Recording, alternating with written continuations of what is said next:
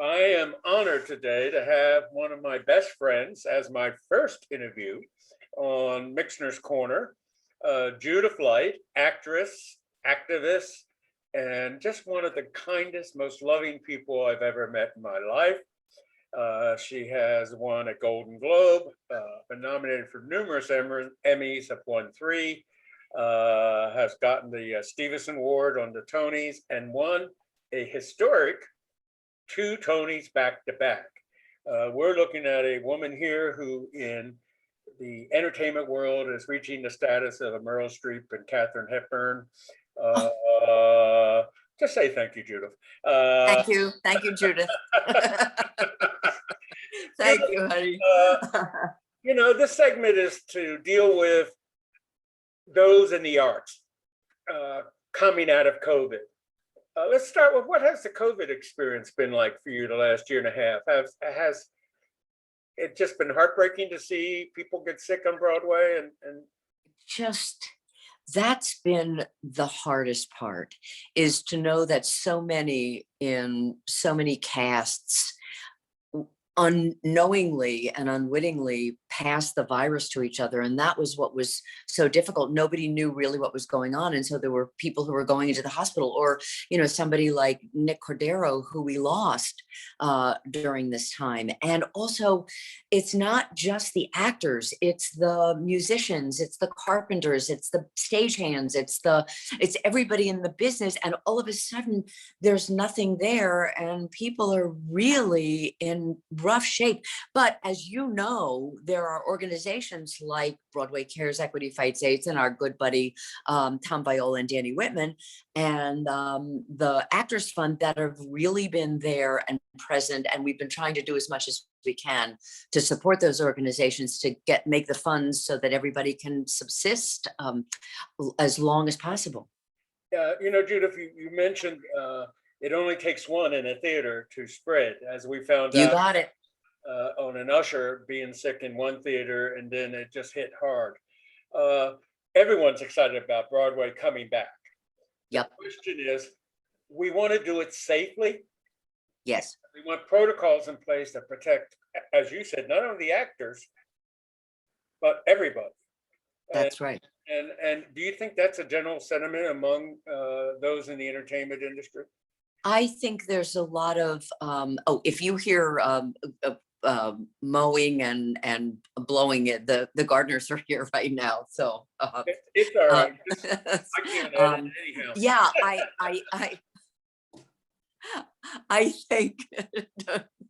think people are very people that I've talked to are very concerned. Yeah. And that not within a hysteria, but really centered, intelligent ways of talking about going back, that protects everyone backstage, that, as you just said, protects everyone in the system, protects the audience.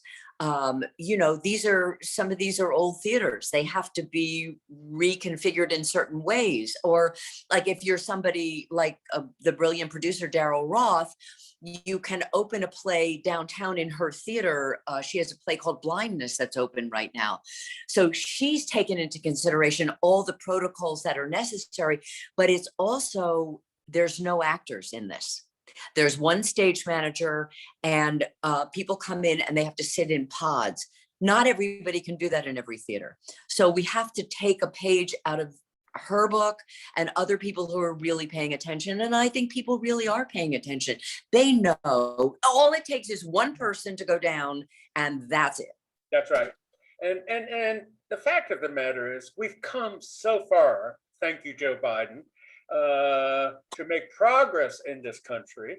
And hopefully when Broadway opens, we have herd mentality, immunity, with 80% of the people vaccinated. Yeah. And I really feel very strongly, and this is just my opinion, I'll share it with you and we'll move on, that everyone should show a vaccination card before they go into the theater. But that's something that has to be decided both legally and all of the ramifications. I don't have to make those decisions, but as a member of the audience, I would feel more comfortable knowing that as a high-risk person.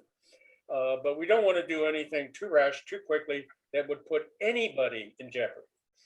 That's exactly right. We don't need, I mean, we were the center of so much in New York at the very beginning. We don't want to go, we don't need an uptick. We don't need to go back there. Can we just wait a little bit longer to make sure that everything is taken care of? And I think the card coming into the theater, some of the issues that you run into, I mean, look, you know, you've been a political person for all of your life. You know what it's like. People would feel that their rights were infringed on. Some people, sometimes there's a black market for vaccination cards. I mean, we have, do you know what I mean? It has to be a new way to pay my rent. You can't. What? I just found a new way to pay my rent. Do fake cards. No, honey, don't say that. You're not doing that. I don't want to visit you in jail. Okay. All right. So well, all right. I'll behave.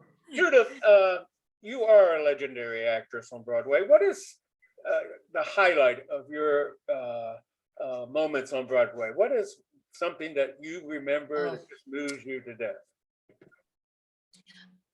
Well, that's a great question. It's also a complicated, it's a complex question to answer. I would have to say that any of my time in the theater, even off Broadway, when I did the play Wit, when I took over for Kathleen Chalfant at the MCC, a theater that, you know, Bernie Telsey was involved, Bobby Lupone, Will Candler, Daryl Roth, all of those people. That was a vital experience for me because I had not done theater in 22 years. So when I came back, that was a real highlight. Opening night. I mean, not only was it a highlight for you, everybody in the audience was blown away. Thanks, honey. Thanks. That was special for me. But also Tommy Kail, when he brought me back to Broadway after over 30 years to do Lombardi, that was a very potent moment, and we've stayed close and friends since then. And nomination for that. For Lombardi, I did get a Tony nomination. You're my mother and my publicist. Thank you very much. I did get a Tony nomination. Right. I did get a Tony. What is the most embarrassing moment that you remember on Broadway? Embarrassing? Yes. Oh my God. It wasn't Broadway. I was at the Shakespeare Theater in Washington, DC, doing Hedda Gabler. And it was opening night, and it was a really beautiful, and Michael Kahn directed a successful production. And I literally came out from my curtain call and fell head first, face first onto I tripped over the gown because I was wearing one of those parade costumes, flat on my face. So that was pretty embarrassing. And the two gents who were my co-stars picked me up and lifted me up. So it was like, you know, I always remember Desert Cities where you have in your role, you had to lay down on a bench in the front of the stage for like 10 minutes. And I kept thinking, is she going to go to sleep? I would go to sleep. Is she going to stay awake? You're right. It was really challenging. That was another great moment for me. And just getting to work with that cast. And it was the first Tony, wasn't it? Yeah. Yeah, that was the first Tony. And then the next year was the Assembled Parties. The Other Desert Cities was that brilliant writer and director, John Robin Bates and Joe Mantello, and then Richard Greenberg and Lynn Meadow for the Assembled Parties. And that was another wonderful group of people. And that was the next year, that was the second Tony. Yeah. Judith, we're going to wrap up shortly, but when you look back and see that you made history by winning 2 Tonys back to back, that you worked with Greenberg and Joe and all of those people, Daryl Roth, every legend of theater, of current theater, do you pinch yourself? Do you say, how does this girl from Trenton get here? It's funny. I had, for years, I had said to my publicists, I want to present at the Tonys. This was while I was doing television, or only television for all those years. They said, we can't get you that. Nobody knows you for the theater. The fact that I have gotten these Tonys And it's not that I pinch myself. I look at that and I say, how does something like this happen? How does this occur? And what happened and what connections were made that allowed that to shift my entire life and very much my career.